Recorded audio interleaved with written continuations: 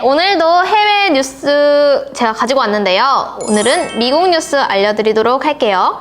첫 번째 뉴스입니다.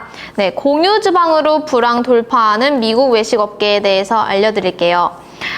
공유 주방 혹시 들어보셨나요? 공유 주방 영어로는 고스트 키친 이러면 혹시 아실까요, PD님? 그 유령 뭐 이런. 네, 맞아요. 귀신의 집. 귀신의 집. 느낌 비슷합니다. 네, 공유 주방은 온라인 주문 처리에 특화된 주방만을 갖춘 요식업의 한 형태로 온라인 음식 배달 서비스의 성장에 힘입어 주목을 받기 시작했대요. 미국에서는 특히 이제 코로나 시대에 적합한 그리고 효율적인 외식 방식으로 각광을 받고 있다는 각광을 받고 있어요. 네. 공유 주방의 그럼 현황 어떻게 될까요? 특히 코로나 이후 공유 주방은 더더욱 주목을 받고 있습니다. 사람들이 외식보다는 배달을 선호하기 때문에 아무래도 공유 주방이 더 핫해진 것 같아요. 고스트 키친이 확산하고 있으며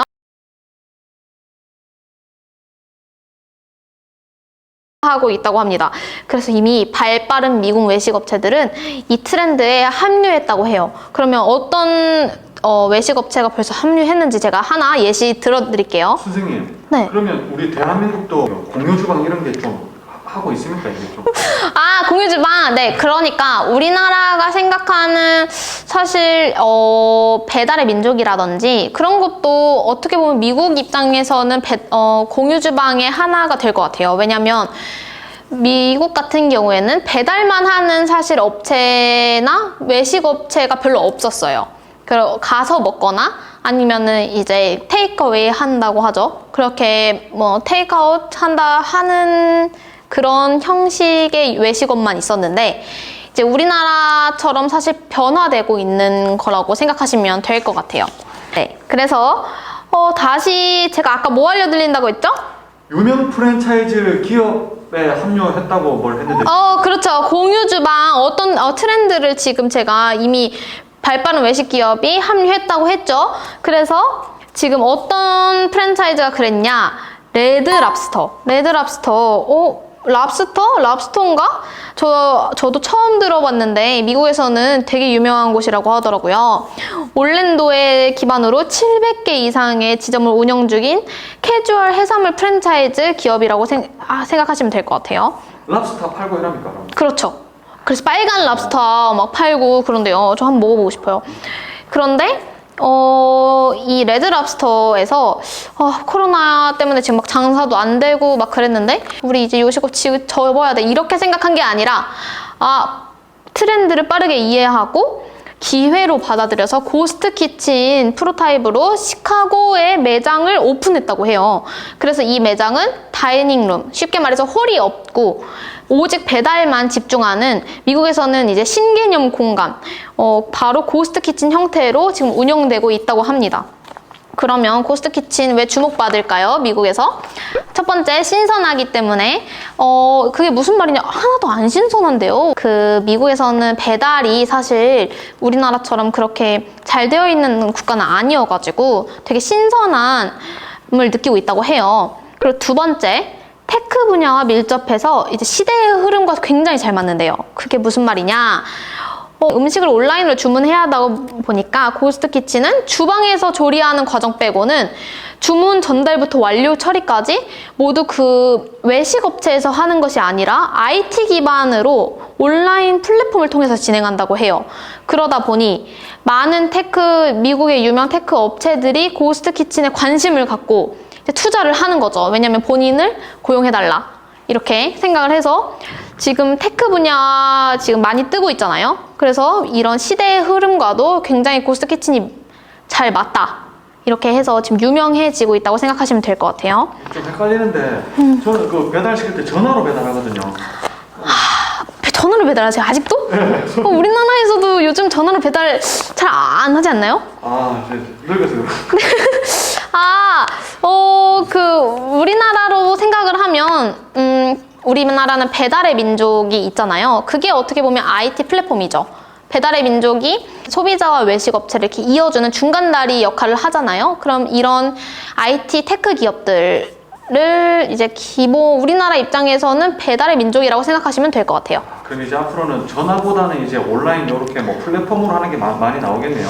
그렇죠. 그거 이미 지금 진행 중이신 것 같은데 피디님이 조금 지금 대세를 조금 빨리 캐치합시다. 아시겠죠? 노력하겠습니다. 노력하시죠. 그러면 우리 고스트 키친 문제점 무엇일까요? 무엇일 것 같아요, 피디님? 아무래도 여러 개 주방이 있다 보니까 좀 위생적으로 좀 안 좋을 것 같아요. 그렇죠. 근데 위생 문제도 당연히 있다고 해요. 왜냐면 여러 이 레스토랑이 한 곳에 모여가지고 요리만 하는 거다 보니까 그러면은 음식도 섞일 수도 있고 냄새도 섞이고 막 환기도 안 되고 막 그러는 거 아니냐. 막 그 주방장끼리 싸우는 거 아니야? 칼 들고? 네. 왜? 왜요? 내가 지금 빨리 이거 요리해야 되는데. 그것도 맞네요. 그러니까요. 오. 서로 싸울 것 같은데. 그러니까 되게 많은 문제들이 사실 생길 수 있을 것 같아요. 그런 청결 아니면은 사실 화합도 필요한 문제인 것 같고 그래서 아직 생긴 지 얼마 안 됐기 때문에 어떻게 진행이 될지 앞으로 좀 궁금해요. 그리고 두 번째 제가 걱정되는 부분은 이렇게 고스트 키친이 만약에 유명해져서 모든 기업들이 이제 트렌드를 따라간다면 그러면 우리 이제 어디서 밥 먹고 어디서 카페 가나요? 그렇게 테이크아웃하고 이제 다 온라인 주문만 한다면 우리 밖에 나가서 밥 먹자 이러면 밥 먹을 곳이 없어지는 거 아닌가. 정말 고스트 시티가 되는 게 아닌가. 저 정말 걱정돼요. 저도 걱정됩니다. 걱정되시나요? 네. 그래서 저는 반반이네요. 잘 됐으면 좋겠는 마음도 반이지만 고스트 키친 너무 다 고스트 키친으로 가지는 않았으면 좋겠어요. 자, 이제 두 번째 뉴스 벌써 지치신 거 아니죠? 자, 지금부터 상상해놔. 자, 두 번째 뉴스는 우리 이제 비건 음식 성장세, 미국 푸드테크 주목입니다. 비건 음식은 무엇일까?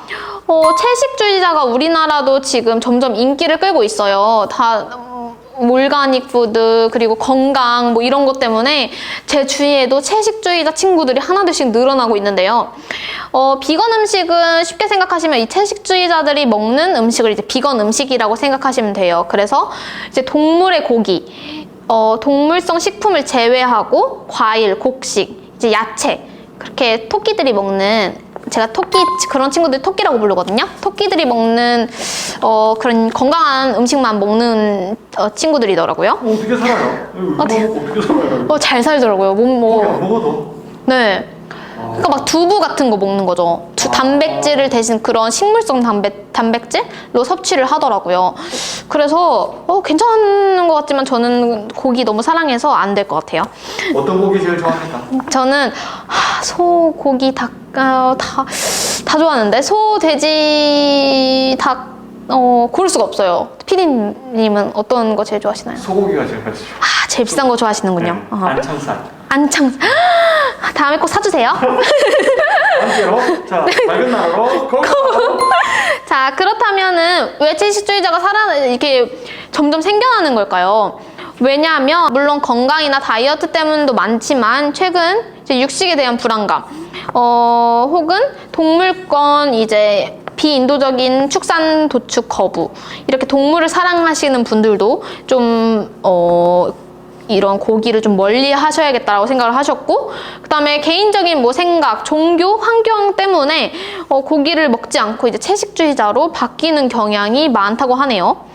푸드테크랑 비건 음식이 요즘 엄청난 연관성이 있고 그리고 엄청 핫하대요. 가장 핫하고 주목하는 분야가 바로 대체 식량을 개발하는 거래요.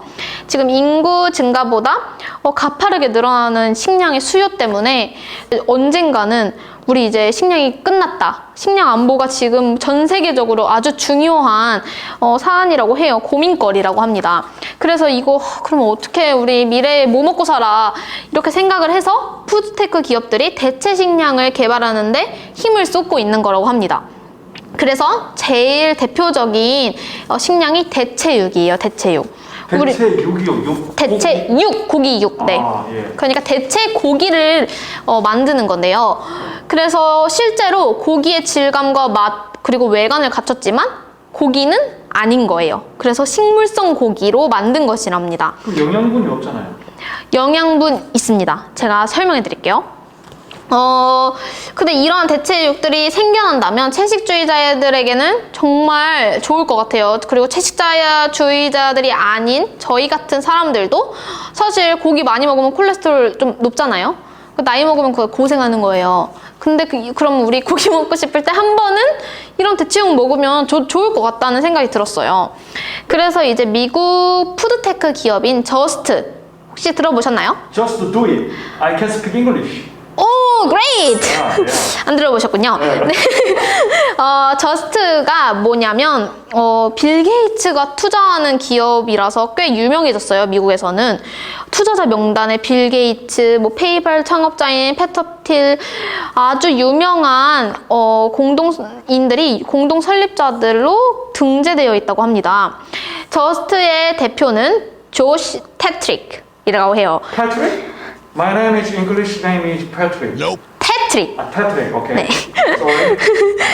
이분은 대체 단백질을 연구하다가 저스트를 설립하게 되셨다고 합니다.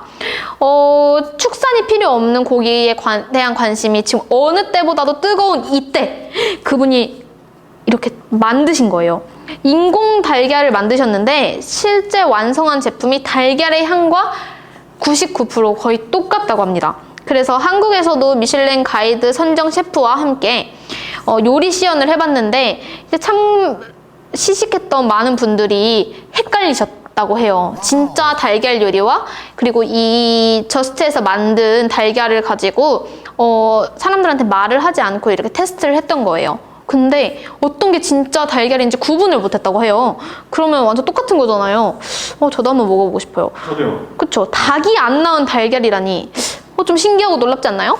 그래서 저스트 제품은 냉장과 냉동 제품으로 이제 나뉘는데 가장 유명한 제품은 액체 제품이래요. 그래서 냉장 형태로 유통되는 스크램블, 다양한 달걀 요리를 만들 수 있다고 하네요. 그래서 정말 편하지 않나요? 이제 스크램블 할 때 그냥 액체를 이렇게 부어가지고 부으면 끝이 나는 거예요, 사실. 그래서 동물복지 달걀 대비 저렴하기도 하고 아주 편리하고 실용적이라서 고객들에게 평이 아주 좋다고 합니다. 그러면 도대체 어떻게 이 저스트 에그 만든 걸까요? 비법을 조금 알려주셨는데요. 핵심 재료는 녹두라고 합니다. 네, 녹두 단백질이 달걀처럼 끈적이고 응고하는 성질이 있다고 해요. 그래서 저스트 에그는 동물성 단백질이 아니라 식물성 단백질로 만들어졌다고 합니다. 그러면 콜레스테롤이 없고 포화지방도 낮고 그렇기 때문에 단가가 저렴해진대요. 그래서 가격도 아주 합리적인 편이라고 합니다. 닭이 알을 낳는 것이 아니니 윤리적이라서 동물성 재료를 먹지 않는 베지테리언도 그리고 계란 알레르기가 있는 사람도 또한 건강한 다이어터들에게도 아주 좋은 제품이 될 것 같아요. 그래서 저는 우리나라에도 빨리 와가지고 좀 먹어보고 싶어요. 마지막 뉴스는 미국 홀푸드 마켓인데요. 홀푸드 마켓 들어보셨나요, 피디님? my home, sorry. 아, 그렇죠. 잘 모르시겠다는 거죠. 네, 모르실만 합니다. 왜냐하면 우리나라에는 매장이 없고 지금 국내에선 널리 알려져 있지 않지만 홀푸드 마켓은 미국에서 굉장히 유명한 기업이에요. 한국으로 따지면 마켓컬리 같은 느낌이라고 생각하시면 될 것 같아요. 제 생각에는. 이 기업의 사업 범위는 유기농 유통이며 컨셉은 친환경이래요. 그래서 홀푸드 마켓은 인공 첨가제가 포함되지 않은 유기농 식품을 전문적으로 판매하는 미국의 슈퍼마켓 체인점이에요. 이게 좀 다르죠. 마켓컬리 같은 경우에는 우리 온라인으로만 해야 되는 거잖아요. 근데 이 홀푸드 마켓은 슈퍼마켓 형태로 진짜 매장이 미국 전국에 있었던 거죠. 있습니다. 그래서 슈퍼마켓 체인점 형태라서 그건 조금 우리나라와 다른 것 같아요. 그래서 북아메리카와 영국에 무려 479개의 점포가 있으며 친환경 먹거리를 중시하는 수많은 고객들에게 사랑을 받고 있는 기업이랍니다. 그럼 이게 하나의 슈퍼마켓이라고 생각하면 되죠? 그렇죠. 유기농이 있는 슈퍼마켓. 네, 맞아요. 그래서 우리나라 뭐, 근데 이거 유튜브는 이런 거 막 말해도 되는 건가요? 막 홈플러스, 프로비제 홈땡땡, 막 이땡땡, 그런 마트. 아시겠죠? 그런 마트라고 생각하시면 될 것 같아요. 그럼 홀푸즈의 마켓의 역사 간단하게 제가 한번 설명해 드릴게요. 홀푸즈의 마켓의 시작은 1980년 젊은 4명이 이제 시작합니다. 스타트업처럼 이제 시작을 했어요. 그래서 이 사람들의 철학은 무엇이었냐? 완전한 식품, 완전한 인간, 완전한 지구. 좀 멋있는데요? 이런 철학을 가지고 도시 인근 농장에서 지역 농부들이 재배한 제품을 직접 판매해서 이윤 추구에만 매달리는 것이 아니라 이 이익금 중 또 일부는 지역 경제로 환원을 하는 정말 멋있는 사람들이었어요.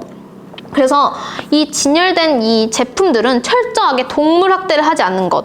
그래서 룰이 뭐였냐면요. 닭, 돼지, 소 모든 육류는 우리나 새장에 갇혀있지 않고 다리를 뻗을 수 있어야 한다는 규정을 지켜야 납품할 수 있다고 하네요.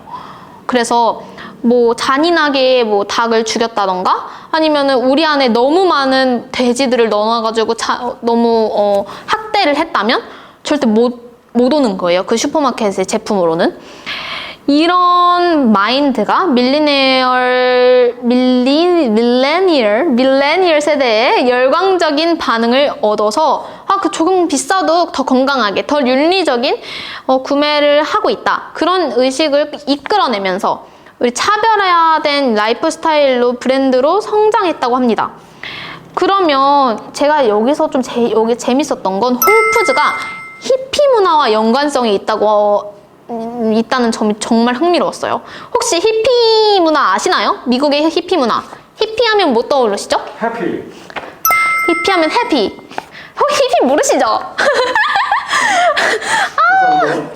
일단 제가 이거를 설명하기 전에 CEO를 조금 설명을 해드려야 돼요. 홀푸즈의 CEO는 한 번만 말씀드립니다. 존 맥키. 아시겠죠? 존 맥키라고 해요. 맥키, 네. 미국 텍사스주인 오스틴에서 자신의 여자친구와 레인 러슨과 함께 Safer Way라는 이름으로 유기농 식품점을 시작했어요. 그리고 CEO인 존 맥키는 히피이자 베지테리언. 아까 전에 저희 베지테리언 얘기했죠? 베지테리언이었어요. 근데 히피족이 무엇이냐 모를 수도 있잖아요, 우리. 히피족은 기존 권위와 주류 문화를 거부하고 대안적 삶을 사는 사람으로 친환경 그리고 자연과 가까운 삶을 추구하는 미국에서 한때 히피 문화가 엄청 핫할 때가 있었어요. 되게 유명한 문화였죠. 근데 그래서 대기업들이 만들어낸 상업적인 인공식품들을 당연히 안 좋아했겠죠? 그러니까 이러한 성향 때문에 홀푸즈를 이 CEO님께서 존 맥키께서 창업하신 거예요. 근데 홀푸즈의 성공 요인 중 하나가 무엇이냐? 바로 텍사스 사우스 오스틴에서 이 1호점을 시작했다는 점이에요. 사우스 오스틴은 대표적인 히피 지역이라고 합니다. 근데 제가 아까 히피가 어떤 사람들이라고 했죠? 히피는 유기농, 제가 아까 그랬잖아요. 친환경, 그리고 자연과 가까운 삶을 추구한다고. 그래서 이곳에서 1호점을 낸 것은 정말 기발했던 거죠. 왜냐면 친환경을 추구하는 사람들이기 때문에 히피 지역에서 유기농 식품점을 개업한 게 굉장히 신의 한 수였다고 합니다. 물론 히피 이전에도 미국에는 자연 식품 운동이 있었지만 본격적으로 탄력을 받은 건 1960년대 히피 문화가 함께 시작되었다고 볼 수 있어요. 그래서 히피족이 시작한 자연식품 운동인 1980년대에 나타난 소위 여피라고 불리는 전문직 직장인과 외모와 건강미를 중시하면서 주류 문화가 흡수됐고 홀푸드가 이런 시장 변화를 적극 활용해서 이제 비즈니스를 펼친 덕분에 일부 히피족과 이제 기호가만 찾던 자연식품 가게에서 이제 미국 상류층이 이제 좀 사는 친구들이 나 여기서 사. 약간 나 홀푸드 가가지고 그 올가닉 푸드 막 사. 막 이렇게 그런 스토어, 고급 스토어로 이제 발전하게 될 수 있었던 겁니다. 자, 그런데 이제 이 홀푸드가 아마존이 인수를 합니다. 2017년 6월에 아마존은 홀푸드를 얼마에 인수했을까요? 10조 5천억. 비슷해요? 오, 비슷합니다. 진짜요? 네! 137억 달러, 한국 돈으로 15조 5천억의 인수를 발표했다고 합니다. 당시 아마존 주가가 급등해서 아마존 기업 가치 상승분이 홀푸드의 인수 가격을 넘어섰다고 해요. 그래서 홀푸드 인수가 아마존 미래에 큰 도움이 될 거라고 예측했다고 해요. 그리고 2020년 9월, 최근이죠. 아마존은 온라인 배송 전용 식품인 홀푸드 마켓을 오픈했대요. 아마존 아시죠? 아마존 웹페이지. 네. 거기 안에 이제 홀푸드 마켓이 이제 오픈을 한 겁니다. 그래서 왜 오픈했냐? 코로나19로 인해서 우리 이제 직접 마켓에 가서 사는 사람들보다 이게 배송 온라인으로 사는 게 더 쉽잖아요. 이렇게 딱 시키면 다음날 오고 그러니까. 그래서 미국도 그런 겁니다. 그래서 식료품 온라인 판매 시장 경쟁이 이제 격화되면서 아마존도 홀푸드 마켓을 이제 온라인으로 오픈을 한 것이에요. 그래서 아마존의 인수 소식은 홀푸드의 고향인, 아까 제가 홀푸드 고향 어디라고 했죠? 기억나시나요? 북아메리카 영국. 미국이란 PD님 오스틴. 그래서 오스틴 사람들에게 큰 상실감을 줬을 것 같아요. 시애틀의 자랑은 아마존이에요. 근데 오스틴의 자랑은 홀푸드였어요. 근데 시애틀과 오스틴은 오랫동안 경쟁을 하면서 제2의 실리콘밸리가 우리가 될 거야. 이렇게 둘이 경쟁을 했는데 지금 시애틀이 사실상 오스틴을 먹어버린 거죠. 왜냐면 아마존이 홀푸드를 인수해버렸으니까. 그래서 향토 기업이자 도시의 자랑이었던 홀푸드를 잃은 오스틴 사람들은 실제로 많이 슬펐다고 합니다. 그래서 그럼 왜 홀푸드 지금 아마존에 인수되었을까요? 돈이 많은가? 돈 많죠. 아마존 돈 많죠. 돈 많은데 그 이유는 경쟁 압박이 지금 서서히 창업 이념을 지키기 어려운 정도로 홀푸드를 내몰았다고 합니다. 우리 월마트, 크로거, 경쟁 슈퍼마켓들이 이제 유기농 판매를 시작한 거예요, 안에서. 그럼 사실 경쟁력을 잃을 수밖에 없죠, 홀푸드 마켓이. 그래서 이제 실적과 비용 절감에 대한 투자자의 압박은 거세졌고, 경쟁 기업의 이제 유기농 시장 진입은 홀푸드의 경쟁력을 악화시키는 요인으로 작용했다고 해요. 그래서 이제 더 이상 이 컨셉으로만 가지고는 우리 안 될 것 같아. 경영 실적의 개선이 너무 안 되고 있어. 즉 그렇게 해서 홀푸드는 결국 아마존에게 매도를 하기로 결정을 했다고 하네요. 그래서 전국 체인으로 확장하는 과정에서 처음 홀푸드가 내세운, 제가 아까 홀푸드 컨셉이 뭐라고 했죠? 직접 지역에서 재배한 그런 농수산물, 유기농? 네, 유기농 그런 거를 판매해서 일부는 또 제가 지역 그런 기부를 하는 그런 좋은 컨셉이었는데, 사실 그런 이 경영 이념을 이제 지키기가 너무 어려운 거죠. 그래가지고 아마존에게 인수를 당해버렸다고 합니다. 그래서 홀푸드 마켓은 제가 너무 흥미로웠던 건 미국의 역사도 담겨져 있어요. 히피 문화족, 아까 전에 제가 말씀드렸죠. 지금 아마존이 인수하고 나서는 어떤 점이 달라졌냐? 일단 제가 아까 말씀드렸다시피 온라인에 지금 입점이 되어 있고, 그 다음에 자동 결제 시스템을 도입하고 최첨단 시스템을 도입하는 등 굉장히 어때졌다 해야 될까요? 되게 브랜드 뉴해졌다 해야 될 것 같아요. 네, 그래서 앞으로 이 홀푸드 마켓이 어떻게 계속 변화될지는 지켜보시는 게 좋을 것 같아요. 네, 우선은 지금 아마존의 온라인몰에 입점되었다는 거, 거기까지 지금 뉴스 확보됐습니다.